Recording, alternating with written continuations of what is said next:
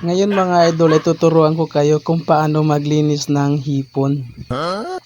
Paano tanggalin yung kanilang kinain at saka yung kanilang bituka. Panoorin nyo mga idol, ganito lang. Ayan, ikat natin yan dyan sa may ulo niya kasama na yung balbas niya. Ayan, sungkitin lang natin yung kanyang kinain. Ayan, yan yung kinain niya mga idol. Tapos, dito naman sa likod niya, diyan natin siya tusukin. Ayan lang. Toothpick lang mga idol. Dala na yan. Ayan o. Ayan yung bitukan niya mga idol. Ayan ang haba. Ayan. Ganun lang mga idol ang paglinis ng hipon.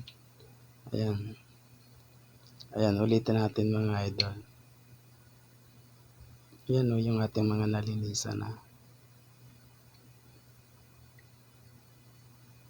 Ayan. Ayan. Ayan yun. Ayan. Tusukin lang natin yan sa may bandang buntot niya. Ayan yung bitukan niya.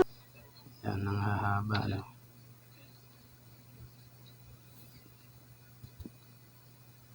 Ayan. Ulitin lang natin sa